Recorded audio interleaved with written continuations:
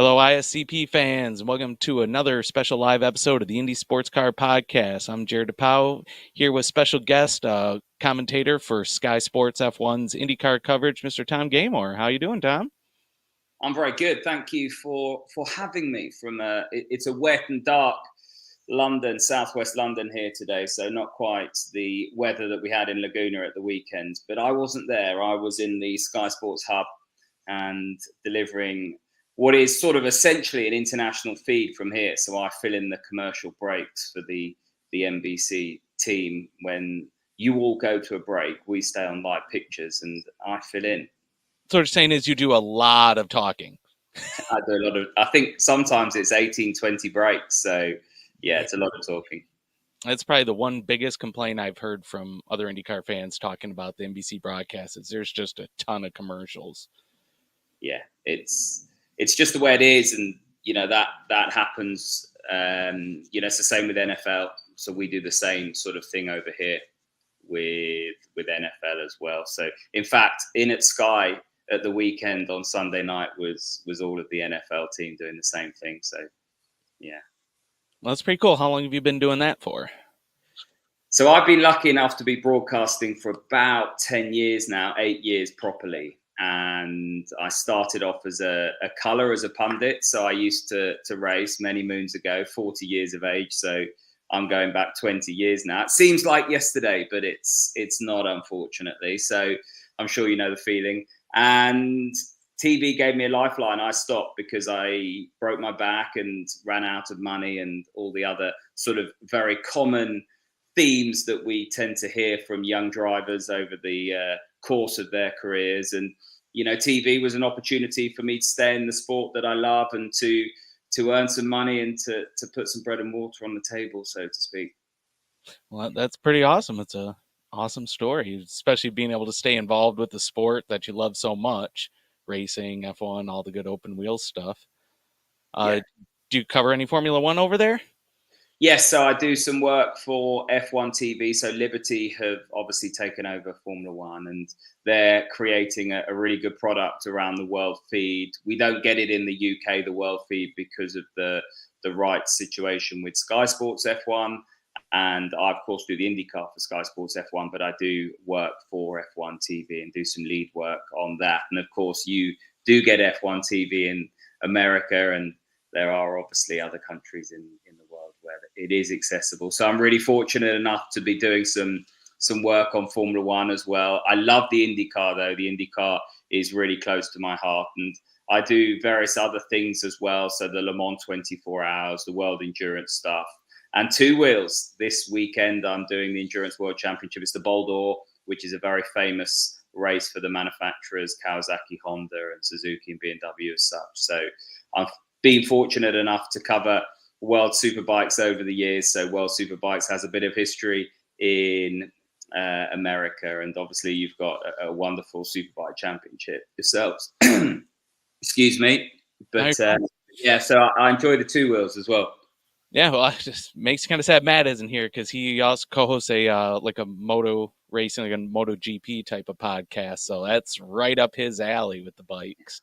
Yeah, it's funny. We do here in America actually get the Sky Sports F1 feed because ESPN just rebroadcasts the Sky Sports feed, which I get it.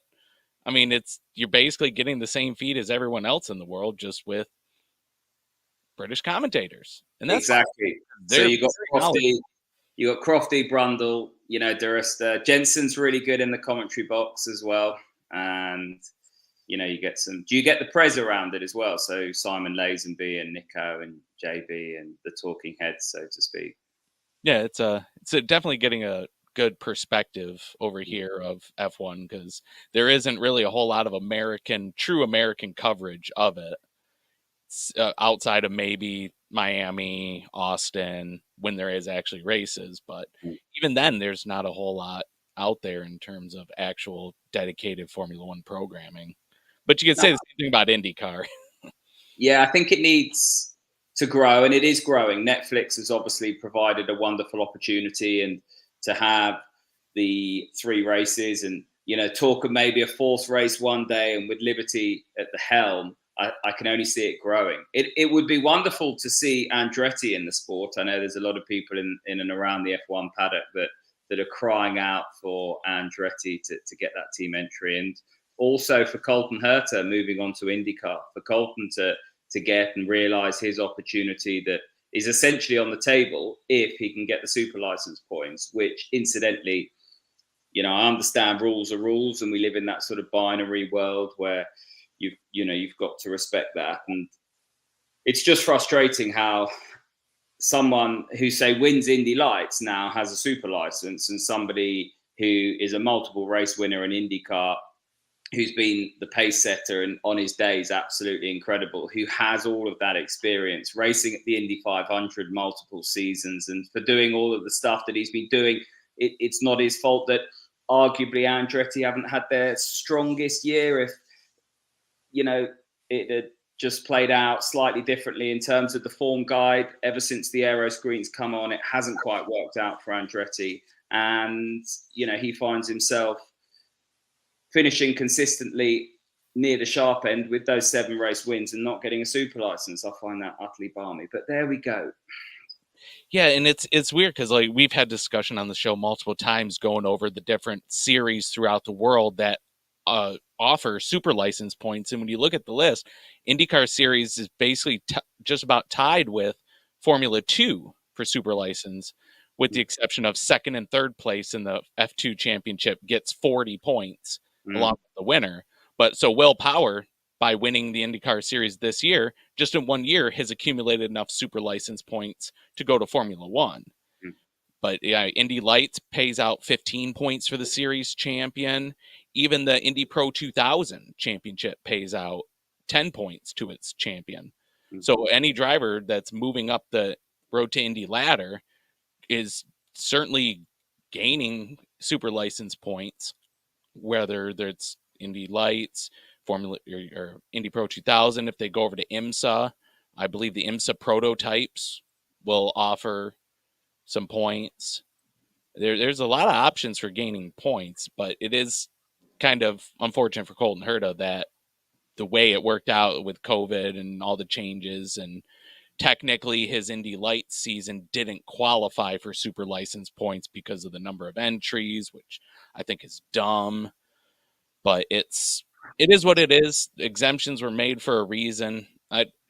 We're not big Colton Herta fans here on the show, but if there was any IndyCar American driver that I would say is young and deserving of a shot, it would be Colton Herta. Yeah. Joseph Newgarden, I mean, I'm sure he would have some talent and some pace there, but I wouldn't give up my Penske ride. No. I mean, he's ride is the equivalent to me of any high-ranking team in Formula One, because you're going to be very competitive week in, week out in what is arguably the most competitive and diverse racing series in the world.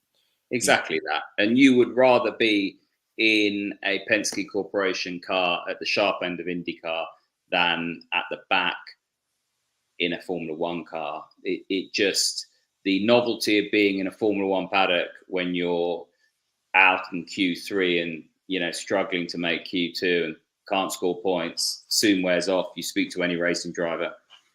Oh, yeah. Yeah, I mean, seeing the reports that AlphaTauri is a team most interested in Colton, I kind of feel bad for Colton because that's not exactly a team I would want to go to.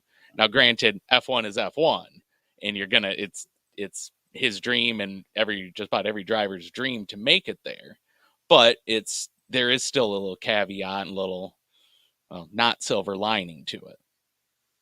Yeah, it's a difficult one, Formula One. It's the pinnacle for so many young drivers. And I think because Colton started off in Europe, you sort of get a taster of what the dream is for the European drivers. Now, if you are a young driver in America, it might not be Formula One because you have your own series, you have NASCAR, IndyCar, the IMSA stuff. So the dream in America might be slightly different for a young kid, but certainly in Europe, it's very much Formula One. And when you come over here and you cut your teeth in the feeder series, you kind of get sucked into that ambition, and maybe Colton has a bit of that, but he's been very realistic and honest around the fact that he needs to know what he's getting into, and if it's not something that suits him, then he won't take up the opportunity. So yeah, I mean, it's been his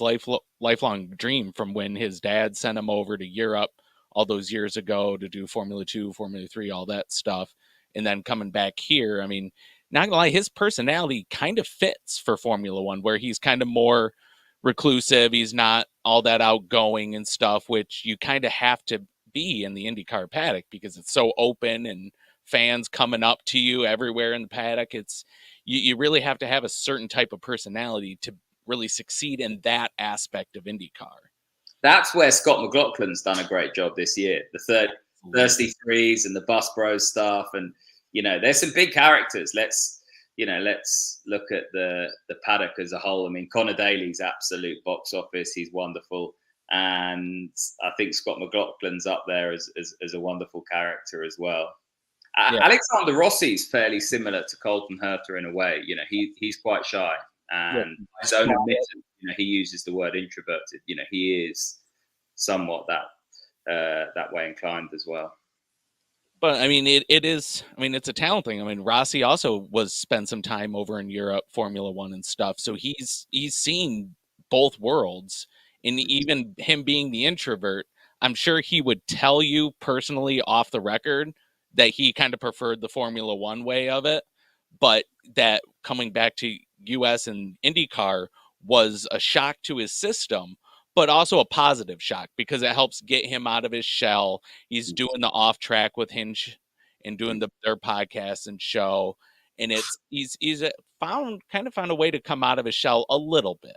Yeah, definitely. He's got a wonderful relationship with Hinch. Hinch is brilliant, and he brings out the best in Alexander, definitely. So I enjoy their stuff.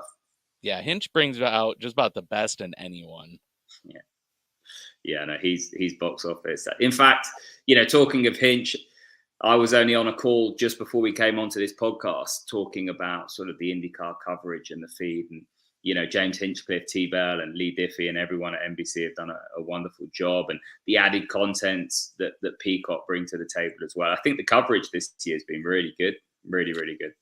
Yeah, it's nice being able to, like, you used to have to buy like an NBC Sports Gold, like a premium package just for IndyCar. Now you just get Peacock. It's like $5 a month or free if you have a Comcast, if you get Comcast internet. And then you just have every sport, like Tour de France, all the cycling, all the NASCAR, IMSA, IndyCar, all of it is right there streaming at your access.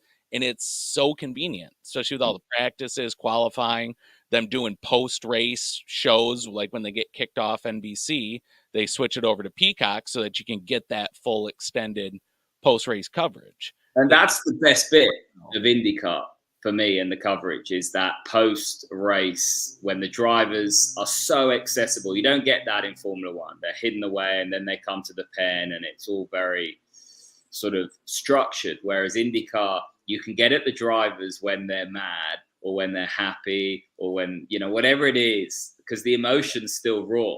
And so the Peacock coverage, instead of just dropping off air and, providing that insight, I think is fabulous. I love hearing from the drivers when they're just sort of standing there and, trying to debrief with their engineers or spotters or strategists or whoever it is. And then you've got a microphone and a camera thrust in your face. And, let's face it, some of the, the best comebacks or the best reactions are in that moment. Oh, for sure. There's nothing like getting that raw emotion of a driver who was just taken out by someone else. And then here's Kevin Lee. Here, what do you have to say to this? Yeah. And then just trying to watch the drivers filter the response because they want to go off. But they've also been taught by PRA, you got to rein it in. So they find that balance of where they kind of call them out and say what's going on, but try to be a little politically correct with it. Although Will Power's turned himself off this year, he's Will Power 2.0. So he's been very, very controlled, very measured, very calm. It's something that he's talked about all year, his new mindset and how he's learned from Palou one or two things and then put his own spin on it. And I think, he's learning from McLaughlin as well, who's very, very calm and collected when it comes to the sort of psychology of the human under the performer. And, Will has been, when you think he's going to explode, very, very measured this year. It's been most strange and different to years gone by. Oh, for sure. We had Will on last month talking to him, and he specifically mentioned that how it's a very business-like mindset he's been in this year, and it seems to have paid well. He's totally ignored and stayed away from the bus bros type of thing, all that extra stuff. He goes to the track. It's a work weekend. He's there. He goes and gets the work done, and then goes home, and he's just been hyper-focused on racing all season long, and it seems to have worked out really well for him. Yes. And, he's busy. He's got his family. He's got everything. And, yeah, he's been very, very impressive this year. I always say when it comes to championships, it's where you finish when you're not winning that wins you championships. And It's easy to say that. It's harder to do in the moment. And there was times even this weekend at Laguna where, if the red mist had come down or the pressure had got to him, he could have easily overdriven that car and dropped back into the group that was just behind him. But he was so measured, so picture perfect, so focused, just trusted the process, trusted everyone around him, what they were telling him. It was impressive to watch. It was exactly what we came to admire and adore from Alex Palou last year. That was very much his approach. He just managed to capitalize when the others just made those fractional, marginal mistakes. The tiny nuances between success and failure are so slim at the top level, and he's just been the right side of that coin toss, if you like, because he has just every single time maximized what he had underneath him, and that's been the story of his championship. A bit like Palou last year. I think Palou's average finishing position was 5.6 last year. So I'm not sure where Will's average is this year, but only the one win is quite rare. Yeah, just the consistency of it. And I was watching the race of Laguna with my girlfriend, and we're just sitting there, and I'm like, well, I can clearly tell Power has lost a bunch of pace from his opening stint when they switched to the Reds and took more wing out or whatever, and it made his car worse. Yeah. We had this feeling. I looked at her and said, if he gets passed by Newgarden, he's probably going to get freight trained by everybody behind him. That will cost him his championship. And we said the same thing, and he just didn't get freight trained. It was amazing how he hung in the gate. The talent and the ability to lap after lap with such a bad handling car to be able to keep that fast group of cars behind him is just a testament to his patience and his ability to drive. Yeah, he didn't make a mistake. And around Laguna Seca, we saw so many mistakes all weekend, the likes of Newgarden in qualifying. You just don't see him making those mistakes, but it was so slippery, so difficult to feel what was underneath you because you just couldn't lean on the tire at all. There was just no grip. And for him just to not make that mistake, we saw so many people going deep into turn one and not being able to bring it back for the second apex. He never made that mistake. And that, for me, under huge amounts of pressure with the championship looming, that takes a special type of character. Well, yeah, not to mention winning or breaking Mario Andretti's all-time pole record the day before the race. So there's all pomp and circumstance of that and everything, just for him to still remain focused on the race at hand. It was quite good to see. Yeah. What do you guys think of Callum? He's quite funny, isn't he, Callum Ilott? And I was gutted to see him miss out on pole, but his interviews, his character, he's a really talented young kid. Yeah, to be able to go to the one-car team of Juncos Hollinger with no teammate support, very little help, and be able to get a front row starting spot at Laguna Seca is pretty awesome. And I love Callum. Like when I was down in Nashville last month, we had a big rain delay or something. He was in his motorhome there on Instagram Live, just talking to fans and whatever, answering questions. I was actually got more out of him in his little Instagram Live than at Media Bullpen or any other sort of media session all weekend.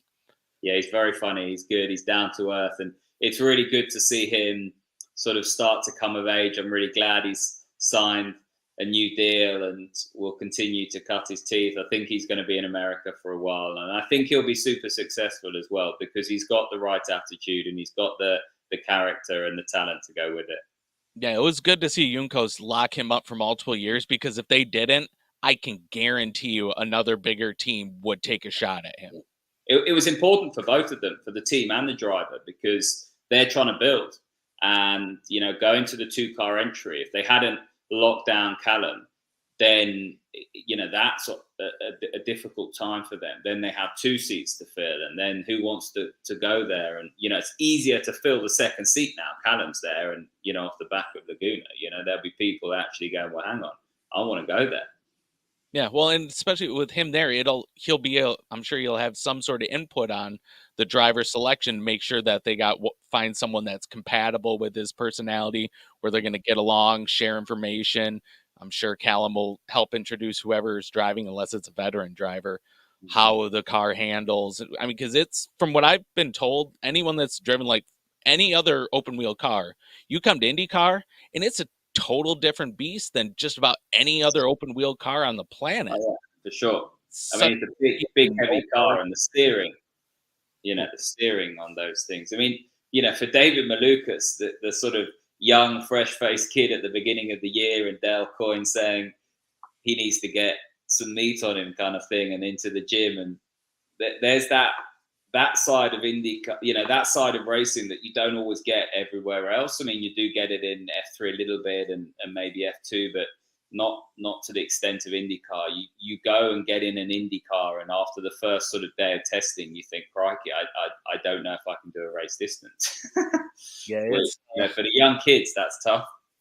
Well, yeah, it's certainly something. Like, you see, like, the strength training and the endurance that these drivers do. They're definitely the most fit drivers on the planet, and you have to be. Yeah, I feel like when I see someone like Peretta Autosport and Simona Di Silvestro, no, not to say anything bad about Simona, she's a great driver and an awesome personality, but the physicality of that kind of car, she hasn't really driven anything that physical since she was last in IndyCar, and so she had to reintroduce the pit fit and all the high end strength and endurance training that you need to be able to drive an IndyCar, even if it's just for a few races. And there's no substitute for match fitness. So you can do all the work you want in the gym, but it's actually time in the car. So she did a wonderful job getting back in the car and doing the job that she did this weekend. Just, physically, that's really tough.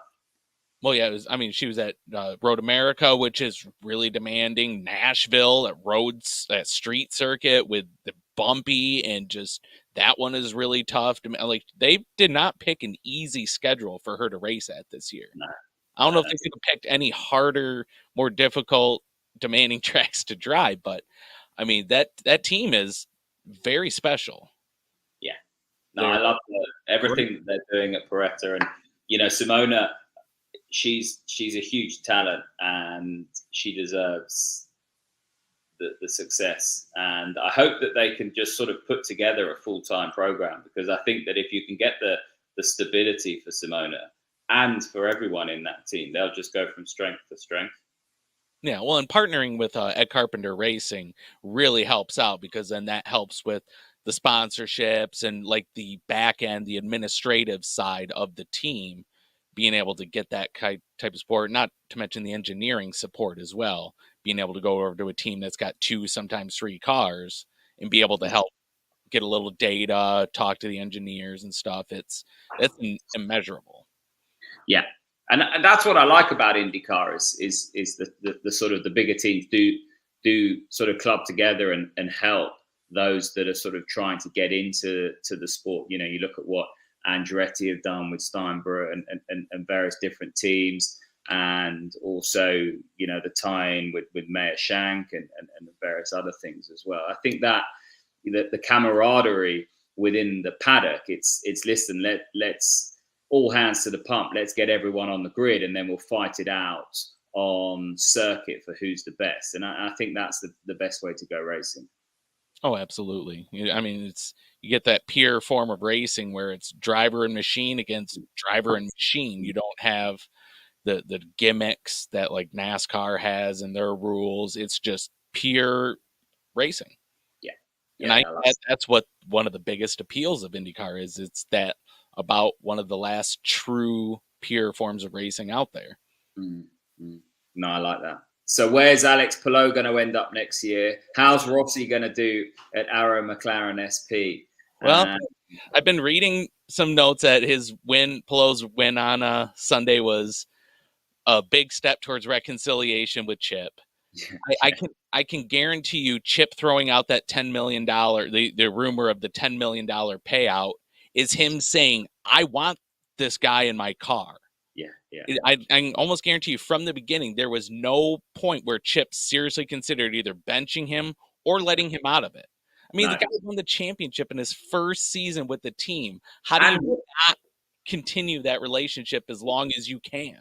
What he did yesterday, not yesterday, on Sunday, considering where Dixon was, and Dixon's going for a championship, you know, and you got to wake up pretty early in the morning to get one over on Dixie. And then obviously Ericsson, who's been quick and thereabouts this year. What he did on Sunday, not only did he destroy Dixie and Ericsson, I mean, he destroyed the field. And Newgarden said he had the best car out there. And he looked good, Newgarden. And he was nowhere. I mean, to sort of get that 30-second lead, and such was his pace advantage, it took me by surprise. It took Hinch. It took T. But I mean, there was that moment where suddenly Palou just cruised up to the, and everyone was like, "How did that happen?" How is he this much faster than everyone else? Yeah. And there was that radio message to Will just to say, "Listen, don't worry, he's going to come back to you." Yeah, that aged well. He will if you get a yellow flag. I mean, he was so dominant. It was unreal. Yeah, I kind of feel bad for Palou, but I can guarantee you all of his issues here, the court and everything, all stems from not actually reading your contract. Yeah. You signed a contract in NSC years ago, and you more than likely didn't read the whole thing.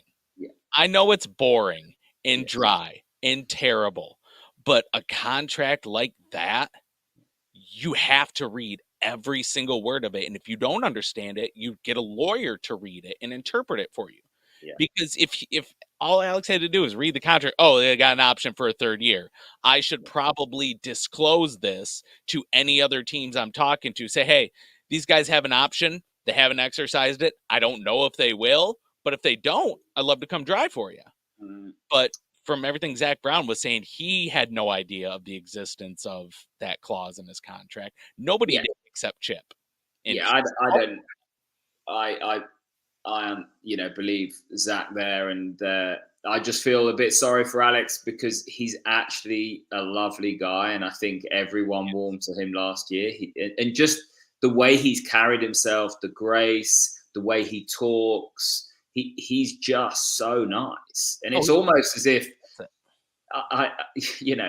yes, you can be nice and win in sport, but you kind of look at him and you're like, how are you that nice and also that good kind of thing? He is just good at life. He's a wonderful guy, and I hope it gets sorted out because I still have a feeling he'll still be driving the number 10 car next year, and then after that, he will probably go to McLaren. The only exception that I could have possibly seen is if Zach really wanted Palou on the Formula One side. That's really the only way that you could get away with breaking that contract is to go to Formula One. Definitely. Even then, I don't know of any American court that's going to look at that valid contract, say, yep, they got third-year option. They took it. You chose to not follow through on it. I guarantee you Chip will win in court. It's slam dunk. And I think that there's no way that Chip's going to allow Alex to go and compete against him when he has the option. So, that's probably where the $10 million came. And he said, yeah, I mean, sure, I would have only paid Alex 2 or 3 or whatever, some small amount, but there has to be a penalty for this. And someone's going to if he wants out, someone's going to have to pay that $10 million. Is it McLaren, who's got a ton of money? Is it Palou who might have to drive for free? Yeah. They may change his McLaren contract. Say, hey, you're driving for free for the next 2 years because we got to pay Ganassi all this money. I mean, there's so many different ways this could play out, but I feel 90% sure he's going to be driving the number 10 for one more year. They will have a reconciliation, and after that, who knows what'll happen. Yeah. Well, let's wait and see. They're still in the mediation, and so that's actually not a bad thing because they must be making progress. Yeah, I mean, I'm sure I'm pretty sure it was court-appointed mediation, but just the fact that they're talking and trying to figure it out is a good sign. Because this is borderline unheard of in the world of motorsports. It was unbelievable that you had a similar. I mean, I don't know how big the news, the Oscar Piastri Alpine McLaren news was in America. Anybody who knew anything about IndyCar, like, it was immediate comparisons. Were like, wait a minute, is this happening again? I know. That was everyone's. That was everyone's. Almost to the extent where I actually read his tweet twice because I thought it was a joke almost, you know. But, yeah, I know. I thought it too. I'm like, okay, is this like a little play on joke? But no, it was serious. Yeah, excellent. That's the world. But yeah, we just want to thank you for coming on, taking the time to speak to us from across the pond there. Well, listen, thanks for having me. Any excuse to talk IndyCar is a good use of my time, and we're actually going to the Goodwood Revival this weekend to talk to some of the or three of the drivers that are coming over: Scott Dixon, Jimmy Johnson, and TK. So I'm going to have a good time sitting down and chatting with them as well. So yeah, those are some good guys to talk to. Just don't fall asleep when talking to Dixon. Yeah, no, he's we just say when you start falling asleep, just think about Emma, and then you'll wake back up. Yeah. Oh, I love it. Well, listen, thanks so much for having me, and thank you. And bring on 2023. Yes, we only got to wait about 6 months, but then we'll be back on track. Yeah. Excellent. Well, listen, nice to meet you. Yes, and enjoy the off-season. Be safe. Thank you for coming in, and thanks for everyone for tuning in. We'll talk to you guys later. Take care.